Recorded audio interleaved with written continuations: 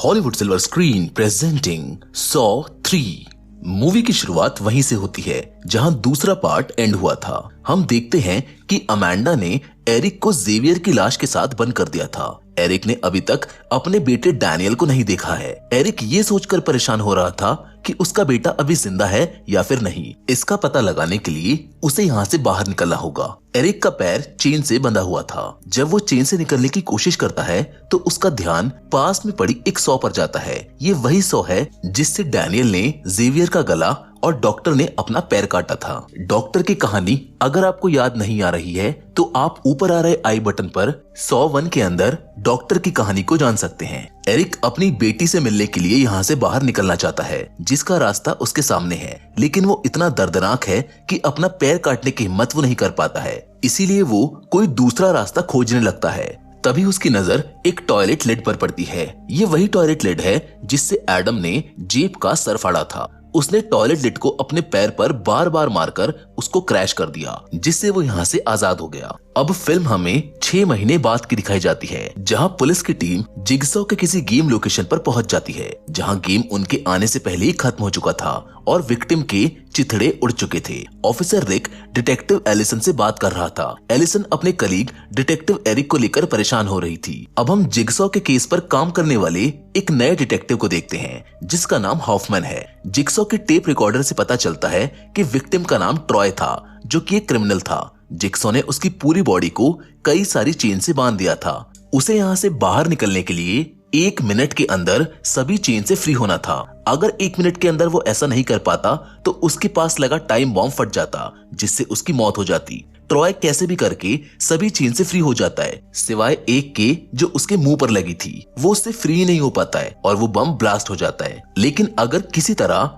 Troy उस chain से भी फ्री हो जाता तो भी उसका मरना तय था, क्योंकि बाहर जाने वाले दरवाजे पर वेल्डिंग की हुई थी। पुलिस टीम ने अंदर आते वक्त वेल्डेड दरवाजे को तोड़ा था, जिसका मतलब ये है कि उसका मरना पक्का था। जिगसॉ के पिछले गेम से हम जानते हैं कि वो बचने का एक मौका जरूर देता है। इसका मतलब ये है कि इस गेम के पीछे जिगसॉ नहीं बल्कि कोई और था, और वो अमेंडा है जिसने पिछले गेम को ऐसा डिजाइन किया था जिसमें सभी लोगों की जान चली गई थी। अब एलिसन अपने घर में सबूत की तलाश में जिगसॉ की टेप को देख रही थी कि तभी टेप खराब हो जाती है और टीवी पर उसके ही घर की लाइव फुटेज चलने लगती है। जब वो अपनी गन को लेकर बाहर देखने जाती है तो पिग मास्क वाला आदमी उसे किडनैप कर लेता है। फिर हम एलिसन को ट्रैप में बंधा हुआ देखते हैं। इस ट्रैप का नाम द एंजल ट्रैप है, जो उसकी पसलियों से जुड़ा हुआ था। टाइम के पूरा होते ही वो ट्रैप उसकी पसलियों को उखाड़ लेगा। इस ट्रैप से बचने का रास्ता ठीक उसकी आंखों के सामने था। एलिसन के सामने रखे बीकर में एक चाबी थी। बीकर में एसिड होने के कारण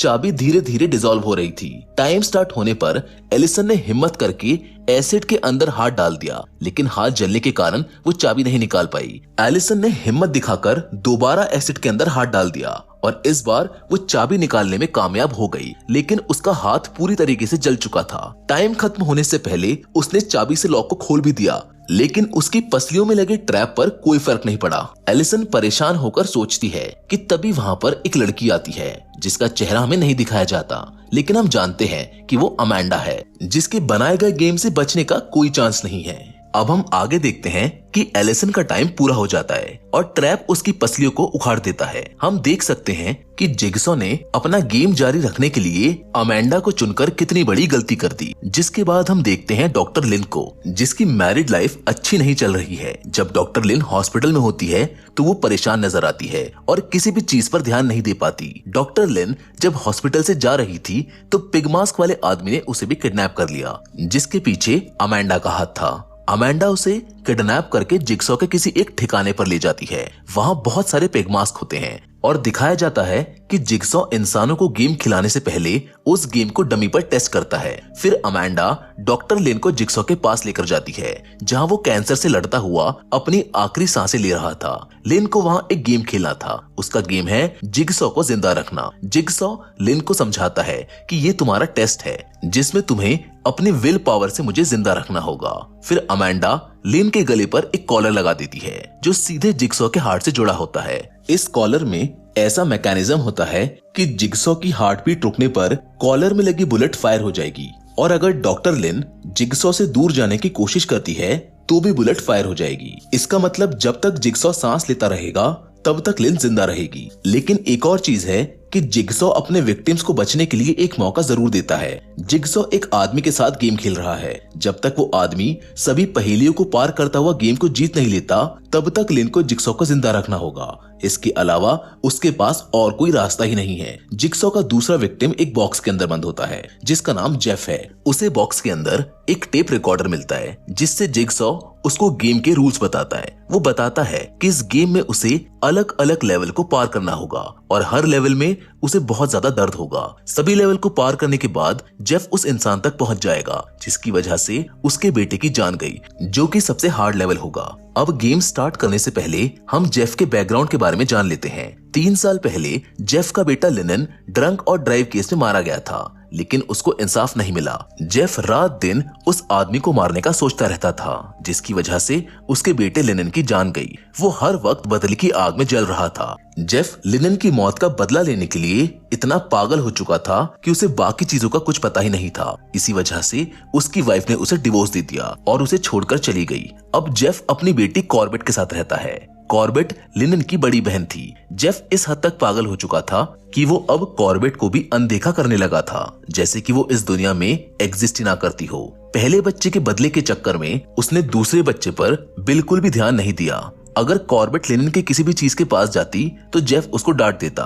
उसे देखने पर ऐसा लगता है कि कॉर्बेट अनाथ हो चुकी है क्योंकि उसका बाप पागल हो चुका था। उसकी माँ ने भी उसको जेफ के पास छोड़ दिया। अब जेफ कैसे भी करके उस बॉक्स से बाहर निकल जाता है और बाहर आने पर उसे एक और बॉक्स मिलता है जिसके अंदर एक मैसेज, एक चाबी और एक फोटो होती है। ये फोटो जेफ की ही होती है। अब आगे जाने पर उसको एक दरवाजा मिलता है जिसके ऊपर लिखा था कि अपने डर का सामना करो। अब जेफ उस दरवाजे के अंदर जाता है और उसके अंदर आते ही पीछे से वो दरवाजा अपने आप बंद हो जाता है। जेफ जिस रूम में है वो एक बड़ा फ्रीजर है जहाँ एक औरत को भी चेन से लटकाया हुआ था। उस औरत को बिना कपड़ों के इस फ्रीजर में ट्रैप किया हुआ था। इस औरत का नाम था डेनिका स्कॉट। जेफ ने बॉक्स में मिली चाबी से लॉक को खोलने की कोशिश की, लेकिन वो नहीं खुला। फिर वहाँ उसे एक और टेप रिकॉर्डर मिलता है जिसको प्ले करने पर उसको पता चलता है कि डेनिका उसके बेटे के एक्सीडेंट की इकलौती गवाह है और उसने कोर्ट में गवाही देने से मना कर दिया था।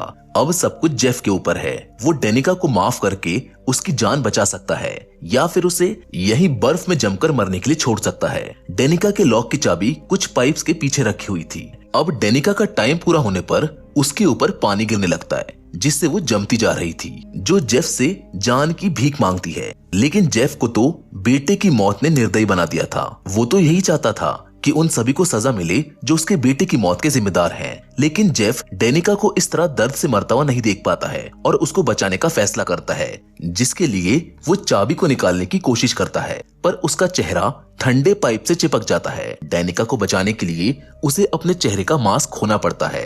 अब जेफ चाबी लेकर लॉक खोलने जाता है, जहाँ वो देखता है कि डेनिका और लॉक दोनों जम चुके हैं। उसे अपनी लापरवाही पर पछतावा होता है। आगे जाने पर उसे एक और बॉक्स मिलता है जिसके अंदर एक मैसेज, एक बुलेट और एक फोटो मिलती है। ये फोटो उसके बेटे लिनन की होती है। अब आगे जेफ को जिगसॉ की डॉल बिली मिलती है जो लिनन की डेथ को रिक्रिएट करता है। आगे उसे एक और दरवाजा मिलता है जिस पर ये लिखा हुआ था कि ये जाने देने का समय है। जैसे ही जेफ दरवाजे के अंदर आता है तो वो दरवाजा भी बंद हो जाता है। वहाँ एक आदमी को कैद किया हुआ था और उसके टेप रिकॉर्डर को प्ले करने पर पता चलता है कि वो आदमी जज हेल्डन है, जिसकी वजह से उसके बेटे को इंसाफ नहीं मिला। हेल्डन के लॉक की चाबी लिनन के खिलौने में होती है और चाबी को पाने के लिए उसे खिलौने को जलाना होगा। जेफ लिनन के खिलौने को कॉर्बेट को भी हाथ नहीं लगाने देता था। अगर जेफ ने लॉक को नहीं खोला तो जज जिस गड्ढे में है वो सड़े हुए पिग यानी सुअर से भर दिया जाएगा और दम घुटने की वजह से उसकी मौत हो जाएगी। एक बार तो जेफ सोचता है कि जज को मरने दिया जाए, लेकिन तभी उसे डेनिका का ख्याल आता है और वो नहीं चाहता कि उसकी वजह से किसी और की जान जाए, इसलिए वो लिनन के खिलौने को जला देता है जिससे उसे चाबी मिल जाती है और वो उस चाबी से जज को सही समय पर बाहर निकाल लेता है। वहीं दूसरी ओर जिगसॉ की तबीयत खराब होने लगती है और डॉक्टर लिन को उसके ब्रेन से प्रेशर निकालने के लिए मजबूरन उसकी सर्जरी करनी पड़ती है। लिन उसके ब्रेन में ड्रिल से छेद करके प्रेशर को निकाल देती है, जिसके बाद जिगसॉ एक सपना देखता है जिसमें वो अपनी बीवी के साथ खुश नजर नहीं आता है। अपने सपने से बाहर आते ही वो लिन को अपनी बीवी समझने लगता है।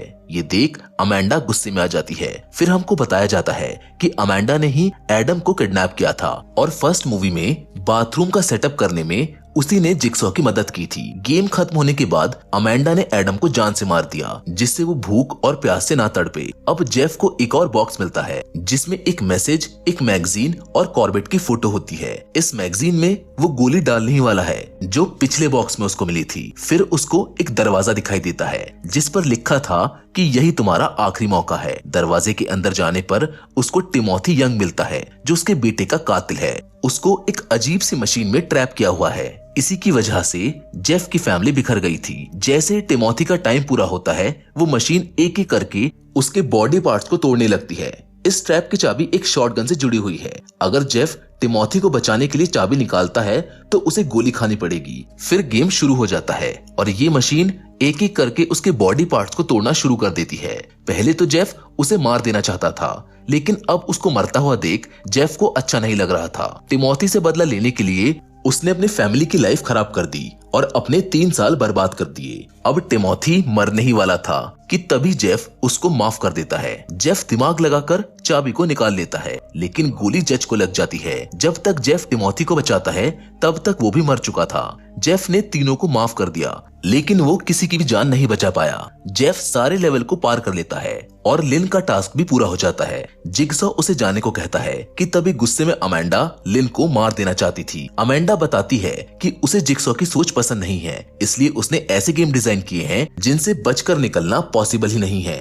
अमेंडा बताती है कि जब एरिक अपना पैर काटकर बाहर निकलने की कोशिश करता है तो वो उसे वहीं मरने के लिए छोड़ देती है। जिगसॉ एक टेप के ऊपर वैक्स डाल रहा था जहां पर उसको पता था कि अमेंडा का इरादा सही नहीं है। वहीं दूसरी ओर जेफ एक दरवाजे तक पहुंचता है जो कि लॉक था जिसकी चाबी उसे पिछले बॉक्स में मिली थी। दरवाजे से निकलने पर उसे एक और बॉक्स मिलता है जिसमें एक मैसेज, एक गन और एक फोटो थी जो शायद उसकी वाइफ की होगी। वो गन में मैगजीन डालकर आगे बढ़ता है। उधर जिगसॉ अमेंडा से कहता है कि अगर लिन मरती है तो तुम भी मारी जाओगी लेकिन वो उसकी बात पर गौर किए बिना लिन को शूट कर देती है। तभी जेफ वहां पर पहुंच जाता है जो अमेंडा को शूट कर देता है क्योंकि लिन ही जेफ की वाइफ है।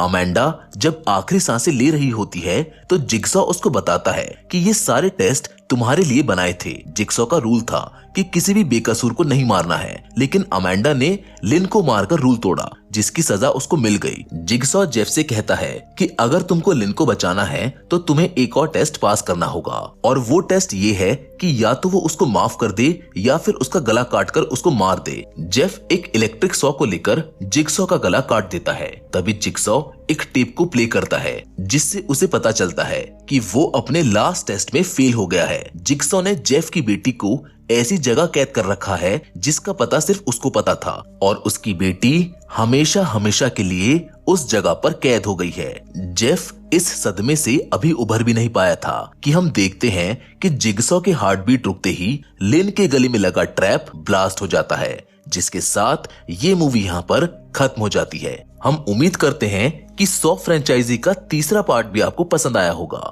इसके अगले पार्ट्स भी आपको बहुत जल्द हमारे चैनल पर देखने के लिए मिल जाएंगे। पर सबसे पहले प्लीज आप इस वीडियो को भी लाइक और शेयर जरूर करें। बाकी पहले और दूसरे पार्ट के भी लिंक्स हमने डिस्क्रिप्शन बॉक्स में डाल दिए हैं, आप वहां जाकर उनको भी चेकआउट कर सकते हैं। पर फिलहाल तो आज की वीडियो में बस इतना ही। मिलेंगे आपसे एक और नई इंटरेस्टिंग कहानी के साथ, लेकिन तब तक के लिए धन्यवाद।